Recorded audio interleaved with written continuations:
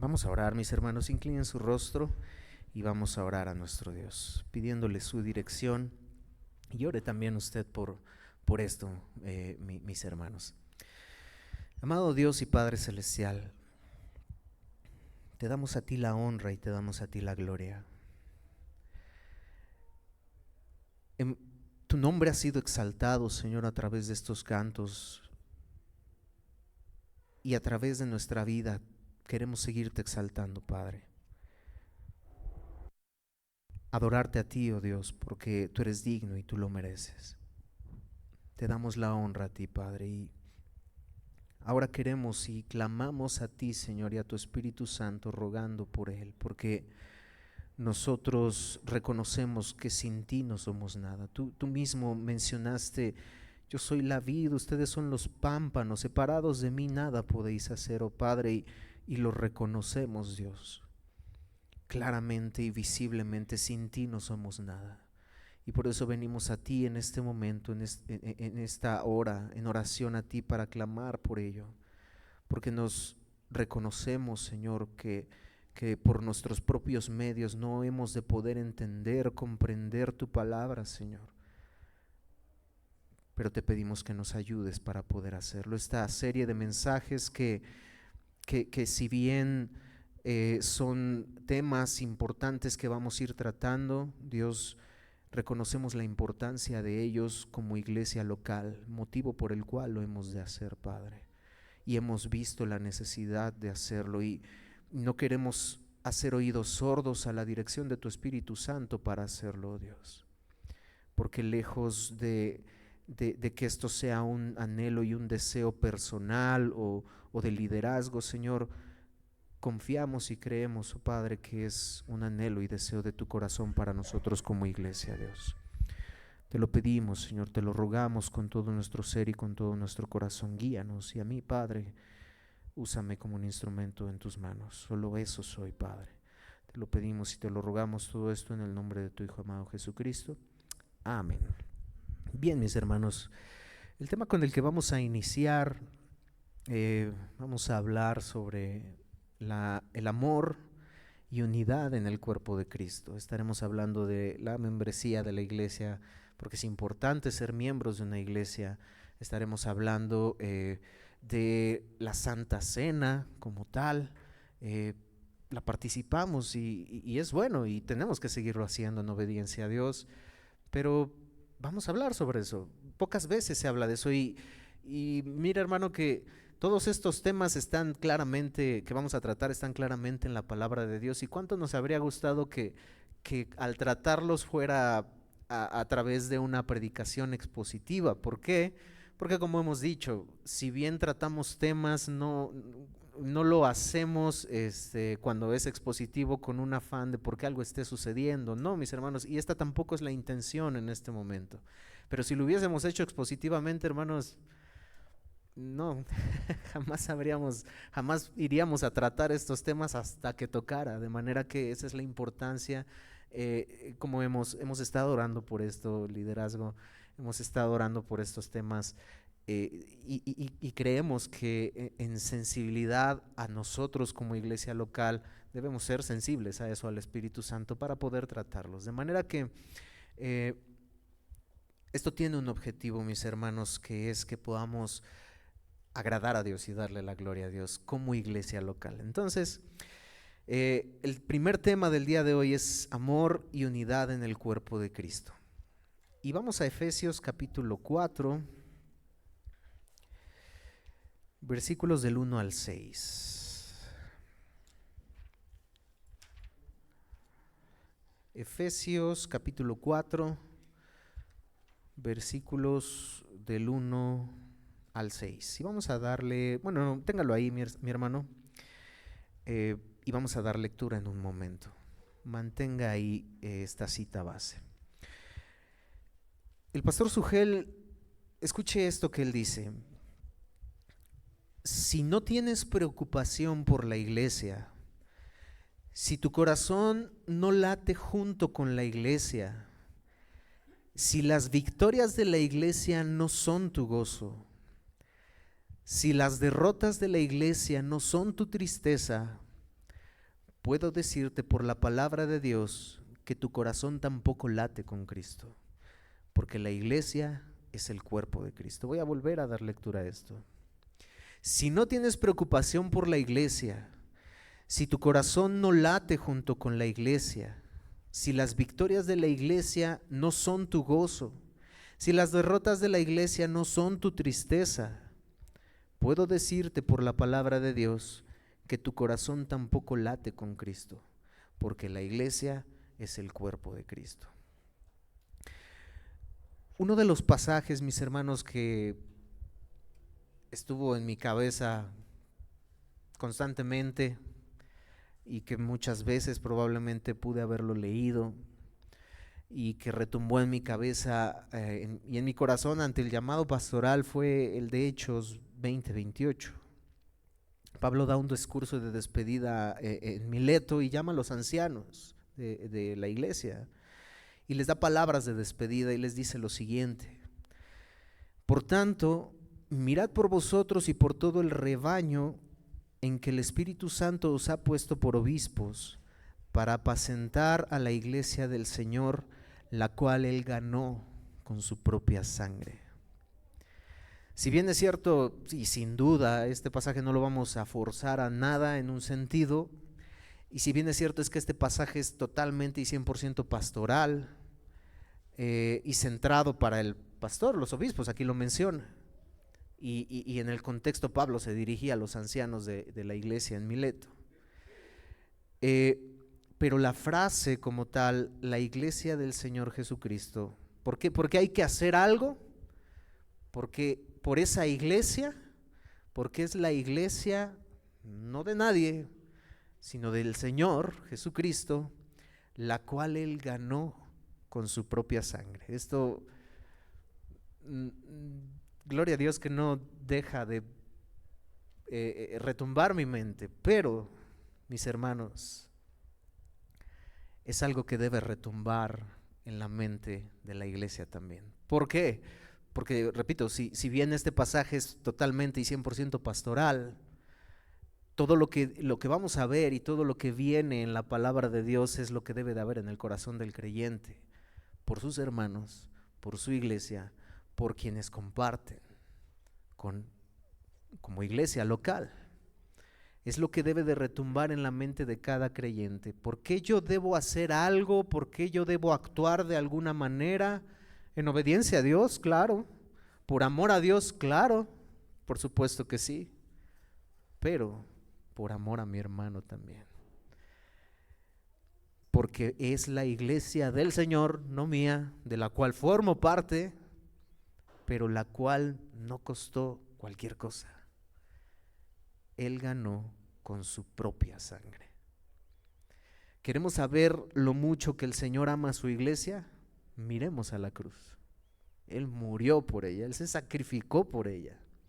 Efesios 5, 25 al 27, aunque es una analogía al matrimonio y se usa para ello sin duda, pero es la forma en la que Dios ama a su iglesia. Y es la forma en la que los maridos deben amar a sus mujeres y deben ser cabeza de hogar. No es el tema, pero es la forma y es la analogía que Dios usa en el matrimonio, porque el matrimonio refleja la relación de Cristo con su iglesia. Es claro, pero vamos a mirar aquí el punto principal del que estamos hablando. Maridos, amad a vuestras mujeres, ¿cómo? Así como Cristo amó a la iglesia. ¿Y qué hizo? Se entregó por ella, para santificarla, habiéndola purificado en el lavamiento del agua por la palabra, a fin de presentarla a sí mismo una iglesia gloriosa, que no tuviese mancha, ni arruga, ni cosa semejante, sino que fuese santa y sin mancha. Esta es la relación de Cristo con su iglesia, y podemos utilizarlo en analogía para el matrimonio, claro que sí, pero esta es la manera en la que Cristo ama a su iglesia, y todo lo que va a hacer, Él la va a presentar a Dios pura y sin mancha. Él, en el día que Cristo regrese y cuando estemos en la eternidad, Él va a presentar a esa iglesia pura y sin mancha. ¿Y cuánto la amó?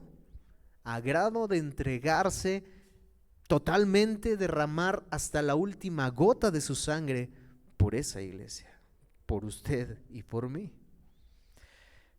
Cualquiera puede decir: yo amo al Señor. Eso es sencillo, eso es fácil.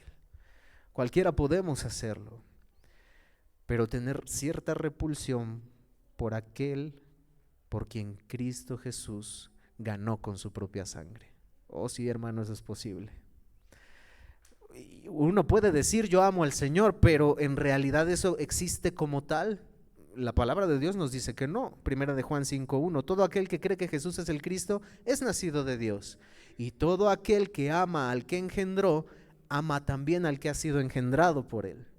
De manera que podemos decir yo amo a Cristo, pero tener repulsión por aquel por quien Cristo murió. Eso podemos decirlo, pero que sea una realidad bíblica, eso no lo es. Porque la realidad bíblica, lo que nos sigue diciendo Juan en 4:20-21 en su primera carta, si alguno dice yo amo a Dios, mire lo que dice, uno puede decirlo, eso es claro. Pero si alguno dice yo amo a Dios y aborrece a su hermano, es mentiroso. Pues el que no ama a su hermano, ¿a quien ha visto? ¿Cómo puede amar a Dios a quien no ha visto? Y nosotros tenemos este mandamiento de él, el que ama a Dios, ame también a su hermano. No es, si se da cuenta, no está, tenemos esta opción. No, dice, tenemos este mandamiento de él. El que dice amar a Dios, el que ama verdaderamente a Dios, ame también a su hermano. No, es interesante también las palabras. El que ama a Dios, ama también a su hermano. No dice ame. Es algo intencional que tenemos que hacer. No es algo automático. No es algo que va a ser causado por Dios en aquel que es verdaderamente salvo, claro que sí. Pero es algo intencional del ser humano hacerlo. El que ama a Dios ama a su hermano, sí, pero aquí en esta parte, en esta porción de la Biblia dice ame, porque es intencional lo que usted y yo tenemos que hacer. Oh, hermano, qué bueno que va a predicar sobre esto, porque para el que ofendió aprenda y me pida perdón. Sí, pero también para que nosotros aprendamos a perdonar, aunque Él no se acerque, aunque Él no busque, aunque Él no venga. Pero es algo que tenemos que hacer. ¿Aún al que es difícil amar? Sí. Al que no tolero demasiado, al que no es muy amable, no en el sentido de amabilidad, sino en el sentido de ser fácil de amar, sí, también. La comunión con Jesús y la comunión con la iglesia están íntimamente relacionados, mis hermanos, no es separado. Pero, ¿qué es tener comunión? Solo saludarnos, solo vernos, solo ante aquel que nos ha ofendido. Bueno, pues yo lo saludé, ¿no? Y nos sentimos bien con eso. No, no es solo eso. Darnos una palmada en el hombro. No, mis hermanos, vamos a ver en un momento cómo el no hacer lo que debemos de hacer no es una opción, como dice aquí Juan. Tenemos este mandamiento, son mandamientos los que tenemos. Cuando Dios obra por su Espíritu Santo para salvación por medio del Evangelio en el corazón de aquellos que son salvos, Él nos llama a tener comunión con su Hijo Jesucristo, sí, pero no solo nos llama a eso, sino nos llama también a tener comunión con su pueblo. No podemos separarlo, no podemos dividirlo, no podemos decir, bueno, yo y Dios, yo con Dios y lo demás, pues yo estoy bien con Dios, mis devocionales, esto, el otro. Si tuviéramos esa relación con Dios, sabríamos que por su palabra nos enseña que tenemos que tener comunión con nuestros hermanos. Vamos a la cita base en Efesios 4, 1 al 6. Si le voy a dar lectura, sígalo con su vista. Yo pues, preso en el Señor, os ruego que andéis como es digno de la vocación con que fuisteis llamados, con toda humildad y mansedumbre, soportándoos con paciencia los unos a los otros en amor, solícitos en guardar la unidad del Espíritu en el vínculo de la paz, un cuerpo y un espíritu, como fuisteis también llamados en una misma esperanza de vuestra vocación, un Señor, una fe, un bautismo, un Dios y Padre de todos, el cual es sobre todos y por todos y en todos. Yo quiero hacer un par de preguntas, hermanos. ¿Cuándo fue la última vez que abrimos nuestro corazón a otro miembro de la iglesia para que pudiera ayudarnos en oración, pudiera ayudarnos en consejo.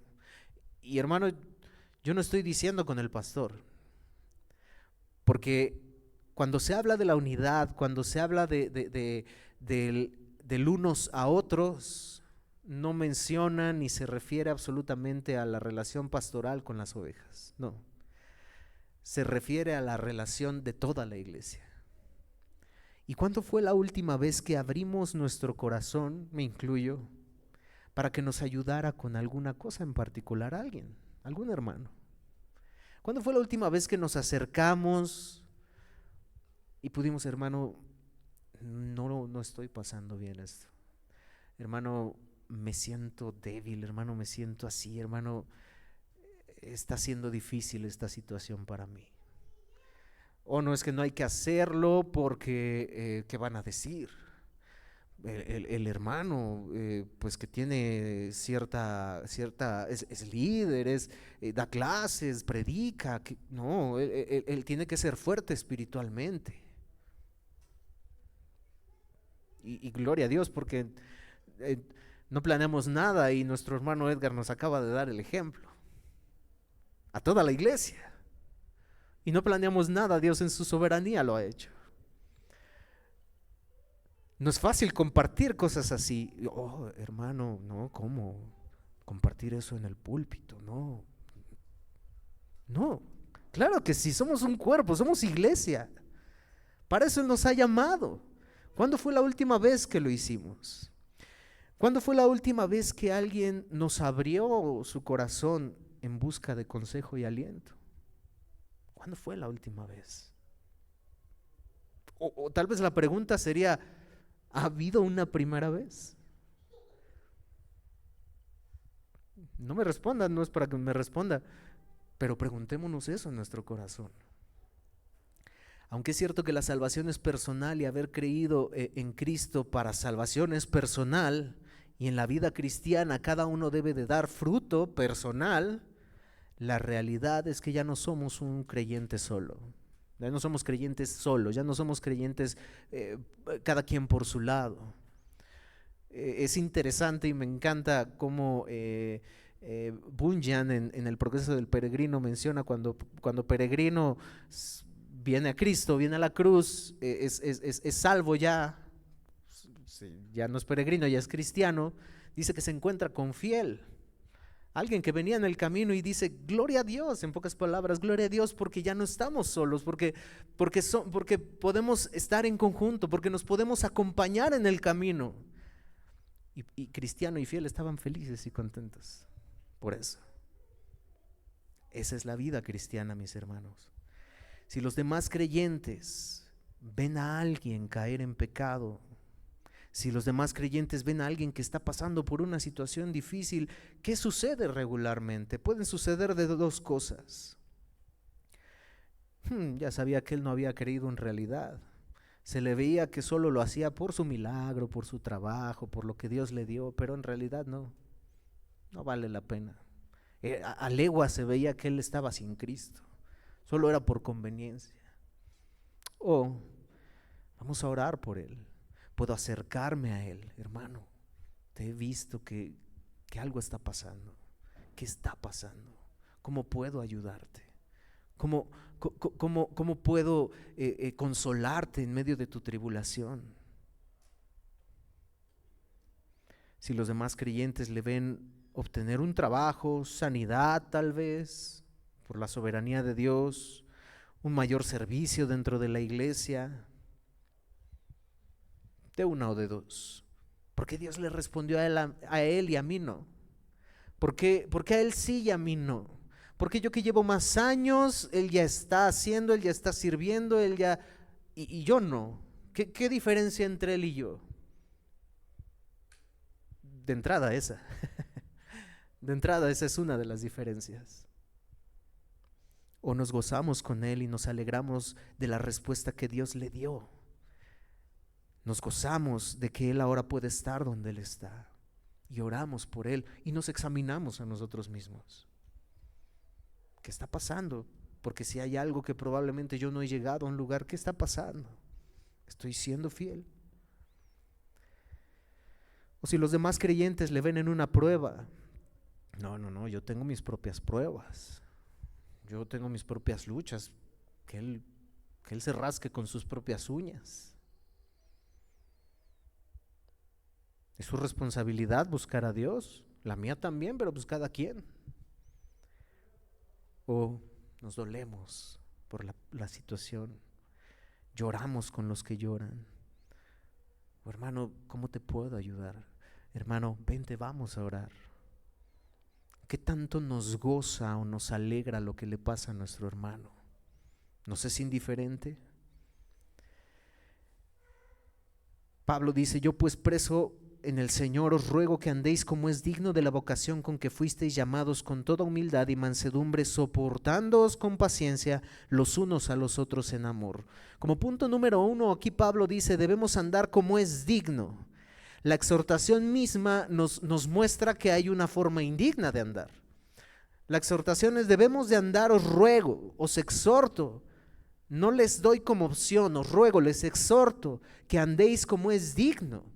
Y la misma exhortación entonces nos deja ver que hay una forma indigna de andar. ¿Por qué sería digno? ¿Por qué sería algo digno de hacer? ¿Por qué nosotros podemos pensar y ver nuestro interior y decir, bueno, yo ando porque es digno, porque obedezco a Dios? ¿Solamente por eso? ¿Para estar delante de Dios bien? ¿Solamente por eso? No, es un elemento, claro que sí, y un elemento muy importante. Pero no solo eso, sino porque amamos lo que Cristo ama. Porque lo que para Cristo es valioso, para nosotros lo es, o para nosotros debe serlo. Pablo da esta exhortación y si ven la relación que existe con el andar digno, es soportándonos humildemente. No dice Pablo, y sin duda la palabra de Dios nos exhorta en muchas otras ocasiones en eso, pero aquí la exhortación que Pablo da a los efesios relaciona digno con soportarnos los unos a los otros. Es curioso. ¿Por qué? Porque amamos lo que Cristo ama. ¿Por qué lo hacemos? ¿Por qué yo puedo andar dignamente en esa vocación con que Cristo nos llamó? Porque amamos lo que Cristo ama. A ese hermano que es difícil de amar, sí. A ese hermano que es difícil de amar, a ti mismo, a mí mismo, que era difícil de amar, Cristo me amó. Porque yo no he de amar a ese hermano que es difícil de amar. Si amamos lo que Cristo ama, no nos será difícil amar al que es difícil de amar, perdonar al que es difícil de perdonar. Una vez más, ¿qué tan valiosa es la iglesia para Cristo? Mira la cruz. Este verso que yo les mencioné, que retumba en mi cabeza, que yo quiero poner la carga en ustedes para que retumbe en su cabeza. ¿Por qué tengo que hacerlo? Porque es la iglesia con la que Cristo compró con su propia sangre. Es tu hermano, porque a ti te compró con su propia sangre, a tu hermano también. ¿Qué tan valioso es tu hermano para ti? También, mira la cruz. A ti Cristo te compró, a tu hermano también. Es aquí donde radica el problema, y por eso la exhortación de Pablo: compórtense como es digno. Es digno amar, andar en unidad, perdonar, soportar en humildad, mansedumbre y paciencia, que es lo que dice Pablo. Y Pablo usa una palabra: esta es la vocación con la que fuisteis llamados. Fíjense, mis hermanos, que no dice que esta es la vocación con la que te llamaste, con la que me llamé. ¿Por qué debemos de andar de manera digna? Porque es la vocación con la que fuimos llamados. No nos llamamos nosotros, alguien nos llamó. Y por ese alguien que nos llamó, tenemos que obedecer y comportarnos como es digno. Cristo es el que nos llamó. Pablo dice entonces, ¿por qué te comportas con tu hermano como si tú te hubieras llamado a ti mismo? Para amar, para soportar, para perdonar, para pedir perdón, para lo que sea, para consolarnos los unos a los otros. Esa es la raíz del por qué nosotros podemos hacerlo, pero también tenemos que hacerlo, como iglesia, como hermanos. Nos eligió, nos redimió, nos justificó, nos selló, nos vivificó. ¿Quién? Cristo. Nos reconcilió con Dios cuando éramos sus enemigos. Mis hermanos, el entendimiento de la vida cristiana, de la vida en iglesia, está en el Evangelio, radica en el Evangelio. El Evangelio no solamente es para salvación de aquel que cree, el Evangelio no es solamente para ellos, para ese punto. Ya Cristo me salvó, ya no necesito el Evangelio para nada, ya hizo su función. No, el Evangelio aún es para esto, para entender que hubo alguien que me redimió, que me justificó, que nos selló con su Espíritu Santo, nos vivificó, nos reconcilió cuando éramos enemigos. ¿Quiénes somos nosotros para no reconciliarnos con nuestro hermano por el que Cristo murió también? ¿Quiénes somos nosotros? La unidad y el amor no es algo externo, mis hermanos. Es algo que... La unidad y el amor sí es algo externo, pero que no inicia externamente. Inicia en el interior del creyente y que se ve externamente. Porque inicia en el interior del creyente, se puede ver externamente. O se puede ver externamente sin haber sucedido en el interior, sí, también. Ese es uno de los problemas mayores, porque nosotros tenemos que mirar si mi amor y unidad que estoy dando, la realidad es que es porque yo quiero dar una apariencia que tarde que temprano se va a mostrar, porque eso es indiscutible también. No siempre va a durar eso, porque no ha sucedido en el interior. No ha sucedido en el interior. Yo ya le perdoné, pero por dentro nos estamos ardiendo. Yo puedo saludarle, pero por dentro estamos así como, hermanito, puede suceder eso. No es es Cristo, es su cruz, su obra y su evangelio que nos hará vivir de esta manera. Por esa razón constantemente estamos exhortando, predícate el evangelio, porque el evangelio aún también aplica para esto. El evangelio aplica para nuestro matrimonio, el evangelio aplica para nuestros hijos, el evangelio aplica para nuestra relación como iglesia, para mi vida personal, con las personas que nos desarrollamos. Predícate el evangelio. Es interesante cómo Pablo relaciona la unidad y el amor con el soportarnos unos a otros, como lo acabamos de decir. La humildad ha sido llamada la primera, segunda y tercera esencia de la vida cristiana, dice Hendrickson. La mención de humildad conduce naturalmente a la mansedumbre. Es natural, y es lo que Pablo está diciendo aquí. Como es digno de la vocación con que fuisteis llamados, con toda humildad y mansedumbre. La humildad conduce a la mansedumbre. El individuo manso es lento para insistir en sus derechos. ¿Por qué? Porque es humilde. Porque ve, como Pablo dijo a los filipenses, no se ve él más alto que los otros, sino que ve a los otros como superiores a él mismo. Eso produce humildad y lleva de la mano la mansedumbre. ¿Por qué? Porque el individuo manso es lento para insistir en sus derechos. ¿Y cuánto es difícil esto en nosotros? Es que él fue el que me ofendió. Él fue el que dijo, no fui yo. Él es el que tiene que venir.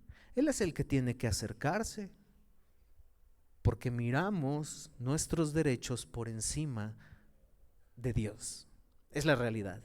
No es por encima ni siquiera del otro, es por encima de Dios, porque si Dios nos está exhortando a ser humildes y mansos, soportándonos unos a otros, nosotros nos estamos poniendo por encima de Dios. Se puede dar cuenta que ante la vista de Dios no tenemos derechos por naturaleza. Es de lo que habla la libertad cristiana, Pablo a los romanos, Pablo a los corintios. Yo, por amor a mi hermano, si esto va a ser ocasión de caer a mi hermano, yo no haré eso. Yo no comeré carne jamás. Pablo podía poner, y él entendía que podía poner sus derechos, quitar sus derechos para poner los derechos de su hermano por sobre él, porque le amaba. Por eso empieza diciendo el conocimiento, el amor edifica y el conocimiento envanece y el amor edifica. A eso se refiere, no el conocimiento en cuanto a teología, aprender de la palabra de Dios, no, ese verso no habla sobre eso. Todos tenemos nuestros derechos como si no hubiésemos recibido gracia.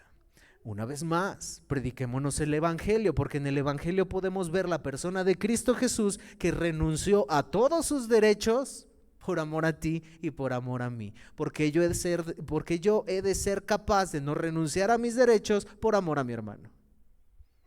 Es lo que Pablo está diciendo aquí. Para muchos es preferible irse de la iglesia antes que perdonar a su hermano, porque nuestros derechos están por encima de los de nuestro hermano. Las estadísticas hablan que la mayoría se va de una iglesia porque alguien le ofendió, porque alguien le hizo algo. Es que no es una iglesia, no habló lo que predicó, no hizo lo que dice que hay que hacer. Y que deciden irse de la iglesia porque ponen su derecho por encima del de su hermano y por encima del de Dios. Es preferible irme a un lugar donde probablemente voy a encontrar lo mismo, pero el problema no se está solucionando de raíz. El problema está en aquel que ofendió, pero el problema también está en aquel que fue ofendido y no puede ceder su derecho para poder perdonar a su hermano, para poder ir con su hermano. Oye, es que ni cuenta se ha dado. Oye, esto me hizo daño, esto me ofendió, pero te perdono. Y hacer mirar a su hermano el error en el que estuvo, para poder sanar desde raíz y desde el corazón, porque si no pasa eso se va a llevar a otro lado el mismo problema, y cuando pase eso en ese lugar va a suceder lo mismo. ¿Y qué va a pasar? Va a llegar esa persona a un punto de decir: en todos lados son igual, no quiero saber nada más de ti, Dios. Eso es lo que va a pasar. Hendrickson dice: en vista de que Dios ha sido tan paciente conmigo, aun cuando ante sus ojos de santidad mis pecados sobresalen en forma mucho más clara que las faltas de mi hermano ante mis ojos, yo debo sin lugar a dudas ser paciente con mi hermano. Es lo que Pablo está exhortando aquí a los efesios. Yo quiero preguntar, ¿qué nos une a Cristo? Porque si somos cuerpos, si somos iglesia, hay algo que nos une a Cristo. La fe nos une a Cristo. Somos salvos por gracia, por medio de la fe, y esa fe que nos ha hecho salvos nos hace parte del cuerpo de Cristo. Por eso la fe nos une a Cristo. Y si una misma cosa nos une a Cristo, que es lo que dice Pablo en 4 al 6, un cuerpo, un espíritu, no diferentes cuerpos, no cada quien por su lado, un cuerpo, un espíritu, como fuisteis también llamados, una misma esperanza de vuestra vocación, un Señor, una fe, un bautismo, un Dios y Padre de todos, el cual es sobre todos y por todos y en todos. Es uno solamente, no varios, porque nosotros queremos ser diferentes, porque nosotros queremos dividirnos, separarnos por cosas así. No, es lo que Pablo está diciendo, nos une la fe. Entonces, queramos o no, estamos unidos. Pero como ya lo vimos, es imposible amar a Dios y no amar a nuestro hermano. Es una imposibilidad, no es ni una opción, es un mandamiento. Juan, ya leímos unos versos de Juan, pero Juan sigue diciendo en primera de Juan 2, 9 al 11, el que dice que está en luz y aborrece a su hermano, está todavía en tinieblas. El que ama a su hermano permanece en luz y en él no hay tropiezo. Pero el que aborrece a su hermano está en tinieblas y anda en tinieblas y no sabe a dónde va porque las tinieblas le han cegado los ojos. Wow. O sea, nosotros podemos estar haciendo algo en nuestra vida porque las tinieblas han cegado nuestros ojos. ¿Por qué? Por probablemente una situación no arreglada, una situación que hemos dejado pasar el tiempo, que no muestra el amor al hermano. Las tinieblas han cegado nuestros ojos y nuestra dirección a donde nosotros vayamos estará cegada, porque la palabra de Dios lo dice así. ¿Por qué? Porque no amamos realmente a nuestro hermano. Pero yo amo a Dios, ya vimos. El que ama a Dios, ame también a su hermano, intencionalmente. Juan 3, 14 al 16, primera carta. Nosotros sabemos que hemos pasado de muerte a vida. Mira nada más, es sumamente interesante porque Juan Juan menciona en este punto. La carta de primera de Juan es extraordinaria porque a través de la carta de primera de Juan podemos mirar y evaluarnos a nosotros mismos. Es una muy buena carta para evaluarnos a nosotros mismos si estamos o no en Cristo. ¿Por qué? Porque tiene muchos lineamientos del cual nosotros podemos venir a nuestra mente y decir, yo hago esto, yo de verdad, si digo ser cristiano, hago esto, hago el otro, y podemos evaluarnos. Lea Primera de Juan y evaluémonos, leamos Primera de Juan y evaluémonos cada uno de nosotros. Pero es interesante lo que Juan dice aquí. Nosotros sabemos que hemos pasado de muerte a vida. ¿Por qué? En que amamos a los hermanos. Oh, wow. Uno pudiera decir, ¿por qué dices que eres cristiano? Bueno, porque amo a Dios, porque sirvo a Dios, porque... Y si esa pregunta nos la hubieran hecho antes de poder leer esto, que seguramente muchos de nosotros lo hemos leído 1 y 1000 veces, pero si nos hubiesen hecho la pregunta, ¿por qué dices tú que eres cristiano? No por dudar, y realmente lo somos, podemos ser, alguno tiene esa convicción, o tenemos que tener la convicción de serlo, mejor dicho.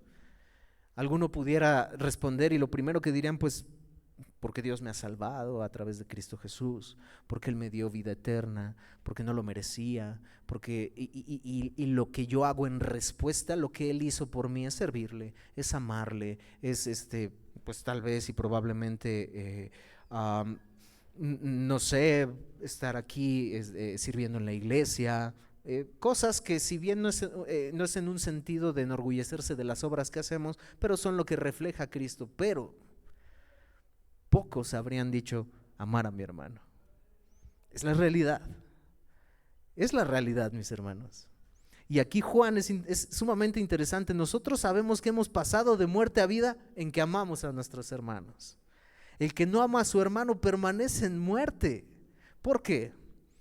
¿Cuáles son los primeros y grandes mandamientos que Cristo Jesús mencionó? Amarás al Señor tu Dios, que resumen la ley.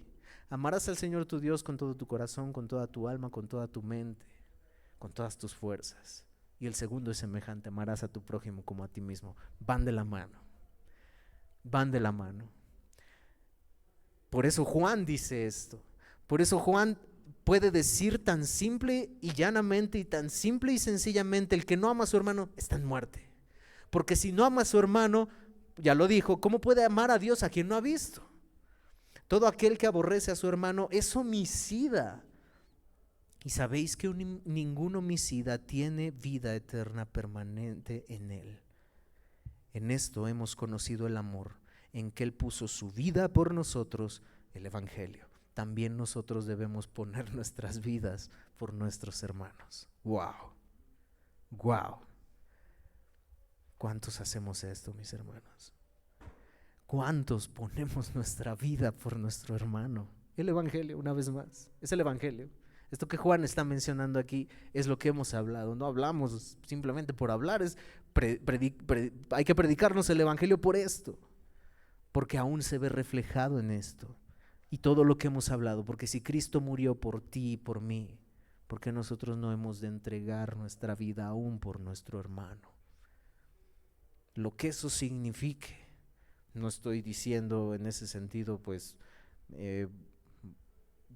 posiblemente literal.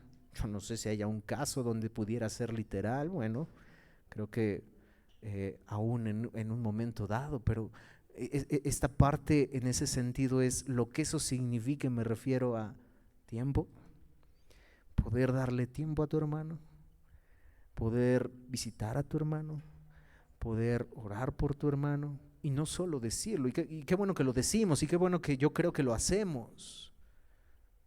Llamarle, hermano, no te vi el domingo, hermano, ¿estás bien? Hermano, te he visto desanimado, hermano, te he visto que probablemente decaído. ¿Estás pasando por alguna prueba? ¿Te puedo ayudar en algo? Eso significa aún dar la vida por nuestro hermano. Pero es que ya es hora, yo sacrifico aún mis derechos por mi hermano. Si Cristo sacrificó todos sus derechos para entregar su vida misma para darnos salvación, porque yo no puedo sacrificar un poco por mi hermano. Y no es un poco, y no tiene que ser un poco. Estamos unidos los unos a los otros, hermanos. Y es que Dios esté en nosotros. Lo que dice Juan es que reflejamos sí o sí su amor a nuestros hermanos. Yo no estoy diciendo que es fácil, yo no estoy diciendo que es sencillo. Por eso Juan dice, el que ama a Dios, ame, porque es algo en lo que tenemos que estar trabajando, porque es algo en lo que tenemos que estar, que ir fluyendo, que ir avanzando, porque no es fácil, no es fácil. Pablo muestra que la unidad es una meta que todos los creyentes debemos perseguir de manera intencional. Para lograr entender la unidad de la cual Pablo habla aquí en Efesios, debemos entender que nos divide. Y bueno, no es tan difícil. La naturaleza de la falta de unidad es igual a división, así de simple, aunque no lo veamos así. Pero el pecado, más específicamente el orgullo, el egoísmo, es de esta fuente que surgen los problemas personales en la iglesia. ¿Nos hemos puesto a pensar en eso, hermanos? Hemos comparado que el yo no poder perdonar, que el yo no poder, no solo perdonar, dar un tiempo para poder ir con mi hermano y decirle, hermano, te he visto así, sé que estás en una prueba, una llamada, una visita. No solo a la cuestión del perdonar, comparamos eso o lo ponemos a la altura de orgullo, egocentrismo e idolatría. No solemos hacerlo porque no lo vemos así. ¿Por qué egocentrismo? ¿Por qué orgullo? Porque me estoy viendo a mí. Visitarlo, un mensaje y con eso basta. No estoy diciendo que sean malos los mensajes, no estoy diciendo eso, qué bueno, pero ¿qué sucede en nuestro interior? Como iglesia, como cuerpo. Es que el pastor es el responsable de visitar. No, mi hermano, déjeme darle la noticia de que no, sí es una responsabilidad, claro que sí, pero nos corresponde a todos como iglesia. De manera que si yo estoy mandando un mensaje porque yo no quiero dar un tiempo para poder ir a ver a ese hermano que me necesita, que amo, ya hay algo en mi corazón de orgullo, de ego, y por lo tanto eso es idolatría. ¿Por qué? Porque me estoy poniendo más allá de lo que Dios me ordena hacer. Me estoy poniendo por arriba de lo que Dios me ordena hacer. El yo. Nos ponemos por encima de Dios, por encima de lo que Él nos ha ordenado hacer. Nos hacemos más sabios que Él. Él proveyó un plan de salvación donde nos perdonó todos nuestros pecados, pero nosotros no podemos perdonar a nuestro hermano. Pero Él tuvo compasión de nuestra situación, de nuestra miseria. Nosotros no podemos tener compasión de nuestro hermano. Esa es la naturaleza de la falta de unidad. Pero ahora vamos a ver cuál es la naturaleza de la unión. ¿Qué produce unidad? Obviamente. Pensemos en esto, y es breve porque ya lo hemos dicho. Todos merecíamos la justa ira de Dios por nuestros pecados. Éramos hijos de ira, éramos enemigos de Dios, dice la palabra de Dios. Todos estábamos muertos espiritualmente y éramos totalmente impotentes para salvarnos. Nuestro egoísmo y egocentrismo nos llevaba a no mirar a todos los demás, o nos lleva a mirar a que a todos los demás Cristo también los salvó. Por esa razón yo empecé con esto. Este pasaje de Hechos, Pablo hablando a los de Mileto, a los ancianos de Mileto. Yo tengo que hacer esto, yo les digo que hagan esto porque hay una fuente del por qué hacerlo, porque es la iglesia del Señor, la cual Él compró con su propia sangre. Si tú y yo estábamos en la misma situación, nosotros no somos nadie para no poder amar a nuestro hermano, para no poder dar. Si Cristo se dio a sí mismo por mí mismo, porque yo no he de poderme dar a mí mismo por mi hermano. No, yo no cometí tantos pecados como él. No, yo no, él sí, él está como en otro grado, abajo de mí. No, no, mis hermanos. Solemos medir de una forma incorrecta. ¿Por qué un pecador que estaba muerto en sus delitos y pecados puede amar y perdonar, dar una mano y servir, exhortar en amor también? Hablaremos de la disciplina, hablaremos de la exhortación también, eso es amor. Yo también podría preguntar, ¿cuántos nos hemos acercado a un hermano? Te he visto que hiciste esto, te he visto que estás en pecado y vengo a ti en amor para ayudarte a eso. ¿Cuántos también lo hemos hecho? Ya hablaremos de eso, pero ¿por qué si un pecador que estaba muerto en sus delitos y pecados puede amar y perdonar y exhortar y consolar? ¿Por qué? Porque puede reconocer que él también estuvo ahí. Por eso, ¿en qué sentido?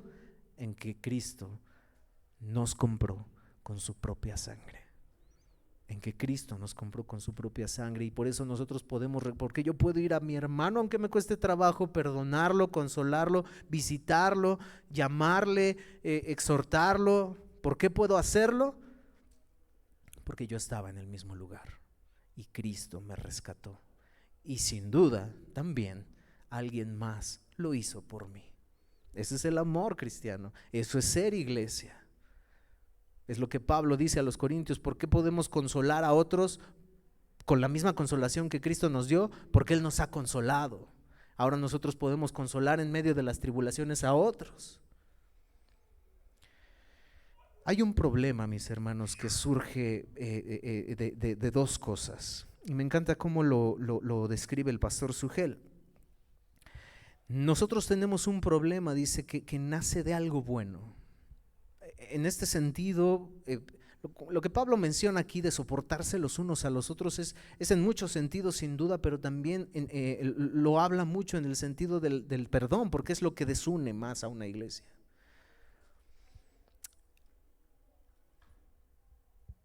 Y es lo que divide, y es lo que muchas veces nosotros, todos, incluso yo, estoy susceptible a fallarle a usted a mí.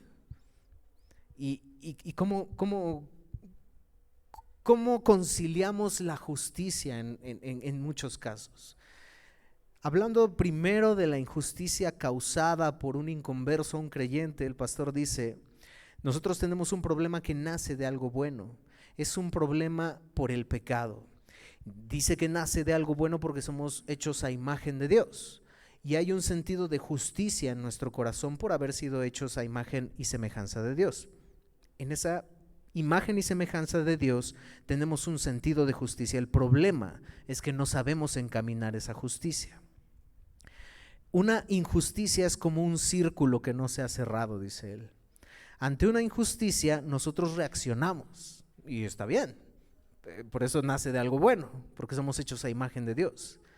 En ese círculo, ante una injusticia nosotros reaccionamos, pero nos cuesta cerrar ese círculo de la injusticia, porque, por ejemplo, en una película que hicieron algo contra alguien, El Sonido de la Libertad, que tanto ha sonado, miramos y vemos lo terrible que es esto de la trata de niños, y hay un sentido de injusticia en nuestro corazón. Pero cuando probablemente una película termina así como, el que hizo pagó, nos sentimos así de, se lo merecía. Es natural en nosotros. De manera que cuando el malo recibe su merecido, nosotros descansamos. En una situación cuando el inconverso daña al creyente, no es fácil, es claro, no es fácil, pero pensemos que este creyente ha llegado a un punto de madurez tal que puede cumplir lo que la palabra de Dios ha dicho de ama a tu enemigo. Ama a tu enemigo, ama al que te ha hecho daño, págale bien, paga bien por mal, no mal por mal, paga bien por mal. Pensando en un creyente de esta índole, es fácil cerrar el círculo cuando un inconverso nos falla, comete pecado contra nosotros, estamos siendo perseguidos tal vez por los inconversos, alguien nos ha ofendido, alguien se burla de nosotros y ha cometido una injusticia contra nosotros. Le va bien, parece que se sale con la suya, pero descansamos en la palabra de Dios. Primera de Pedro 2:21, pues para esto fuisteis llamados, porque también Cristo padeció por nosotros, dejándonos ejemplo. Un creyente que entienda esto, para que sigáis sus pisadas, el cual no hizo pecado ni se halló engaño en su boca, quien cuando le maldecían no respondía con maldición, cuando padecía no amenazaba, sino encomendaba la causa al que juzga justamente. Un creyente que esté en este nivel, que es difícil. Es complicado y batallamos con eso todos. Pero alguien que haya entendido esto y que un inconverso le haya fallado, ¿cómo cierra ese círculo? Dios pagará. Mía es la venganza, dice el Señor. Yo puedo amarle a mi enemigo, yo puedo predicarle el evangelio a mi enemigo, yo puedo ser ejemplo de perdón, de amor a mi enemigo, para que él pueda venir a Cristo, orando aún por él, para que Dios le rescate. Pero si él no se arrepiente, eso que él me hizo a mí, la venganza es de Dios, Él pagará.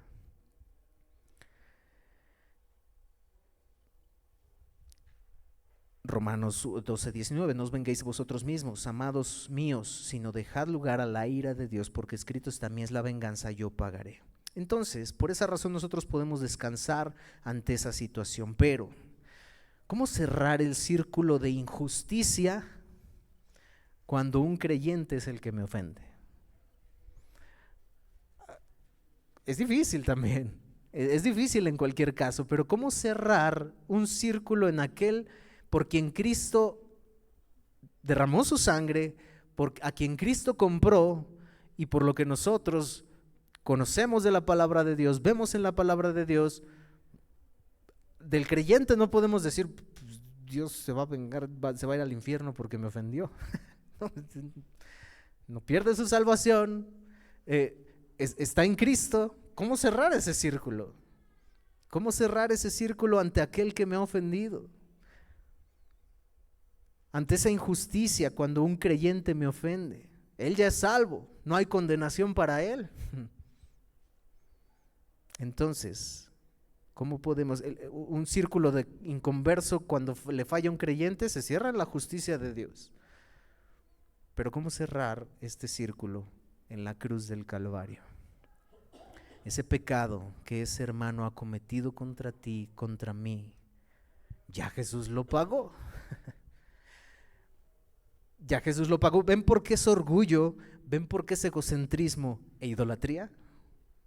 ¿Ven por qué el no perdonar? ¿Ven por qué el tener eso en nuestros corazones, que esté constantemente, pero yo ya lo perdoné?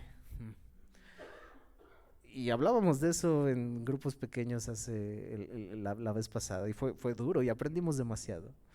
Pero de verdad, hermanos, ustedes pueden ver, si esa persona me ha fallado, pero es alguien que compró Cristo a precio de sangre y ha cometido un pecado contra mí, y ya Jesús pagó por ese pecado, ¿o es que nosotros queremos que pague otra vez su pecado que ya Cristo pagó? Por eso es egocentrismo, por eso es orgullo, por eso es idolatría. Porque si ya Cristo pagó por su pecado, que Él me ha fallado, por el cual Él me falló, yo no puedo ponerme por encima de Dios y yo no perdonar a mi hermano. Eso tenemos que ceder nuestros derechos. ¿Cuál es mi derecho? No, pero es que me falló, que me venga y me pida perdón.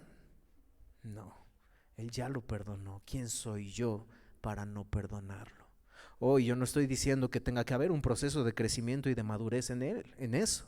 Y miren la sabiduría de Dios, mis hermanos, porque aún en las fallas de la iglesia, aún en las fallas del hermano contra mí, crecemos y Dios nos santifica. Ya veremos más adelante esta parte, el próximo domingo en la membresía de la iglesia, porque es importante, porque Dios usa la iglesia para nuestra santificación, porque es importante ser miembros de una iglesia, porque a través de formar parte de una iglesia local, Dios usa el medio de la iglesia para santificarnos. Dios usa muchos medios, sin duda, pero uno de esos medios es la iglesia.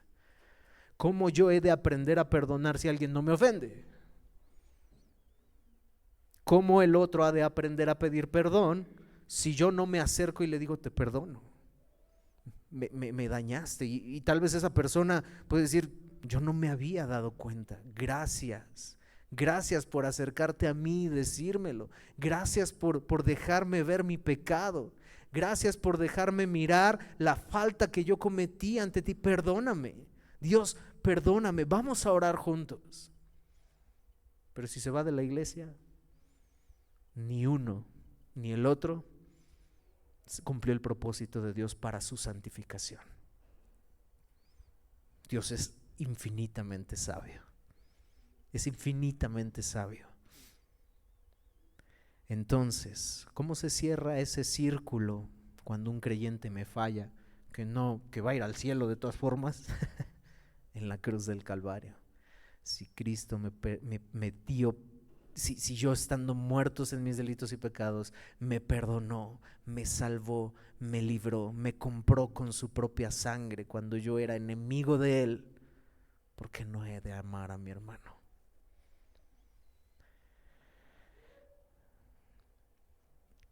Pablo, ya habíamos mencionado y terminado este verso de un cuerpo, un espíritu, y yo para concluir, hermanos, quiero mencionar estas cosas.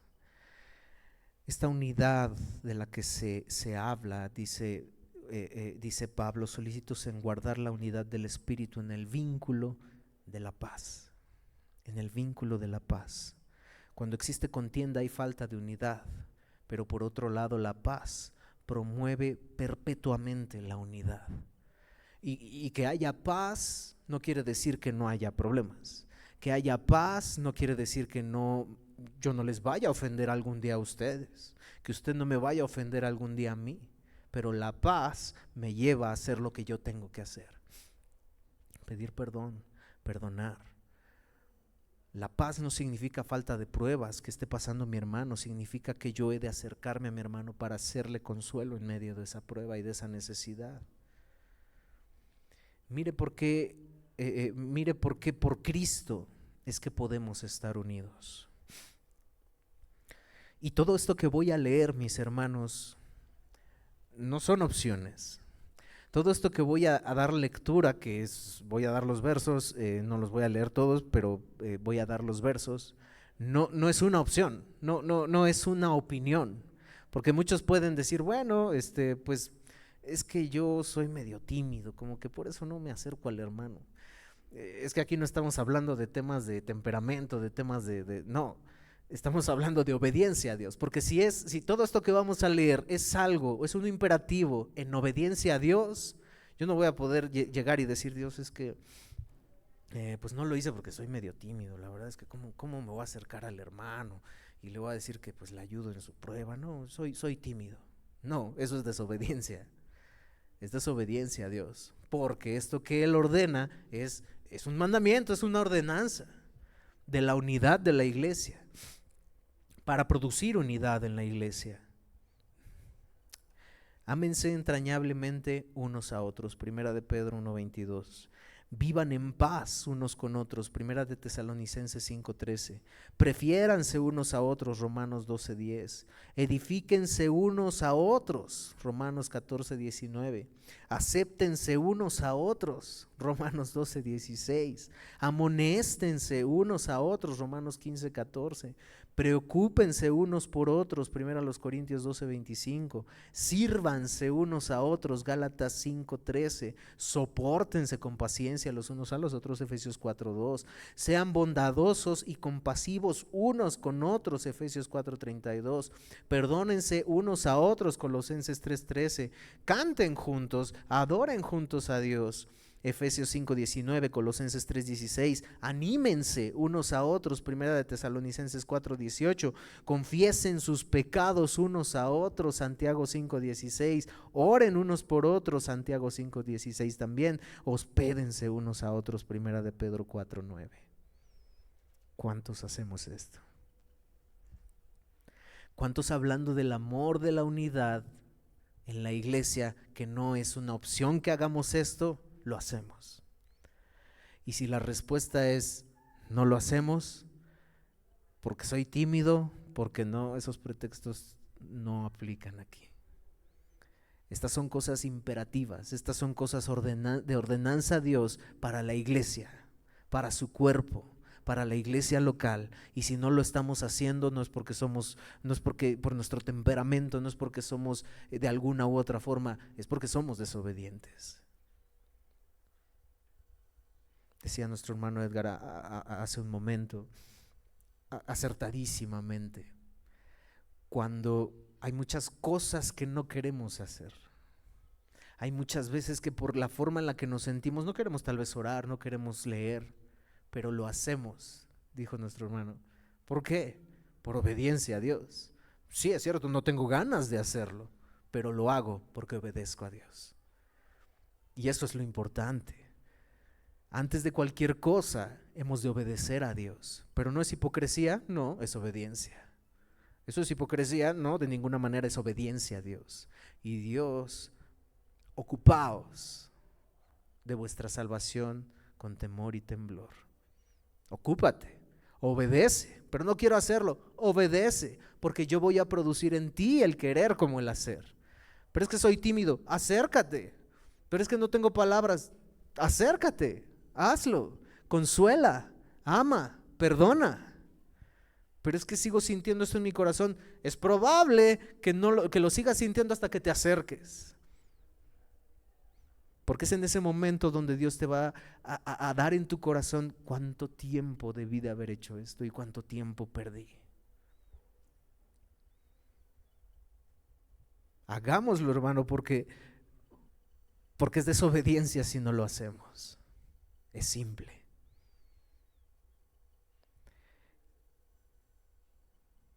En 1 Corintios 12:26, Pablo dice: de manera que si un miembro padece, todos los miembros se duelen con él. Mire que no dice Pablo por él, dice con él.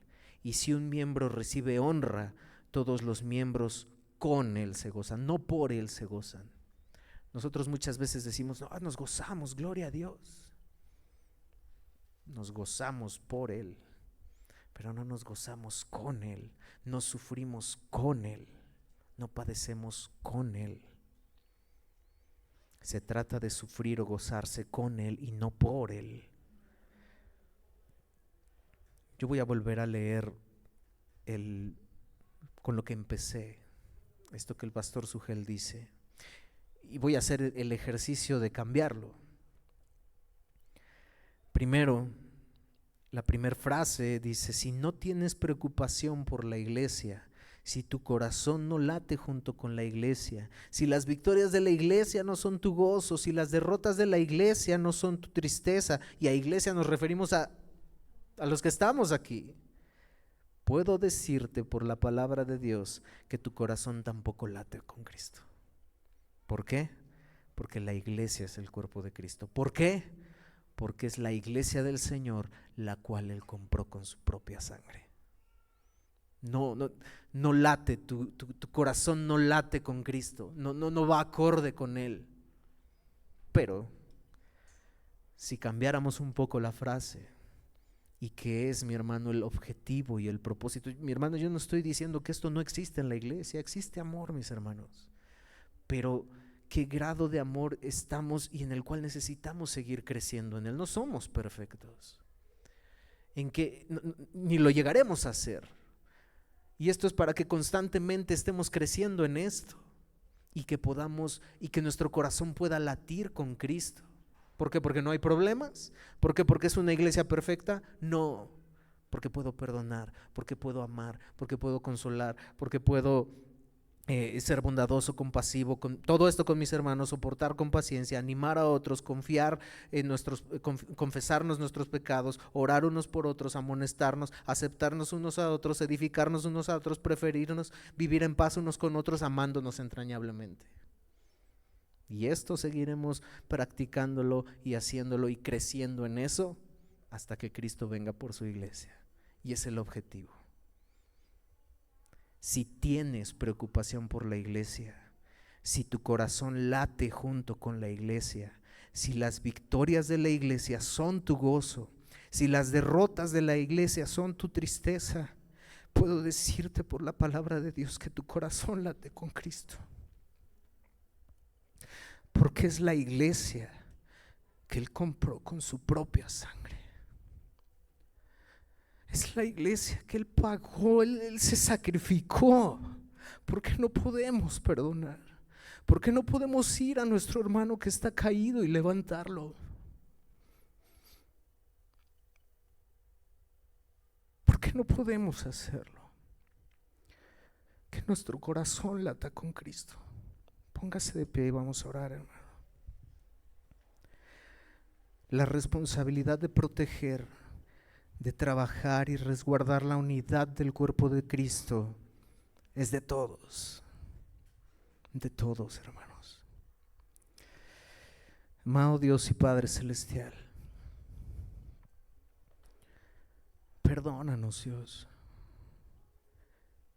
si nuestro corazón no ha latido con el de tu Hijo Jesucristo,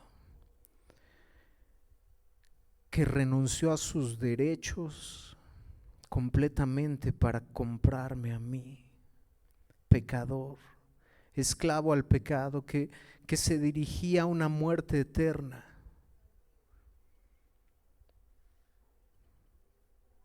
Pero que Él vino para comprarnos con su sangre, para darnos vida eterna, salvación, y pagó el castigo en esa cruz del Calvario que nosotros merecíamos. Queremos que nuestro corazón lata por la iglesia que tú compraste, oh Padre, de la misma forma que el corazón de Cristo latió por ella y late por ella para presentarla pura, sin mancha, irreprensible delante del Padre. Y para que eso suceda, oh Dios, no es porque nosotros lo hagamos, pero parte de ello, Señor, que tú nos has encomendado, es que nosotros nos amemos unos a otros, y todo esto que hemos leído que menciona unos por otros. Ayúdanos, Señor, perdónanos y ayúdanos a ser una iglesia que muestre tu amor, que muestre tu luz, no solo externamente, sino porque tú has hecho algo interno en nosotros ya. Te necesitamos y te lo pedimos con todo nuestro ser y con todo nuestro corazón, por Cristo Jesús. Amén. Amén, mis hermanos. Bien, pues vamos a depositar nuestras ofrendas, hermanos. Vamos a concluir con esto y con algunos avisos para la semana y para lo que viene. Inclinen su rostro y vamos a orar por las ofrendas. Amado Dios y Padre Celestial, gracias te damos, Padre, por este tiempo, y ahora, Señor, queremos de igual forma expresar este agradecimiento a ti, Padre, en lo que tú nos has dado, Señor, de las cosas, Padre, que tú has hecho por nosotros, oh Padre. En agradecimiento a ti, oh Dios, lo hacemos. Te pedimos, amado Dios, que guíes nuestros pasos, Señor, y que guíes a tu iglesia a donde tú quieres llevarla, Padre, y nosotros simplemente ser siervos para tu gloria, amado Dios. Te pedimos todo esto y te lo rogamos en el nombre de tu Hijo amado Jesucristo. Amén. Amén.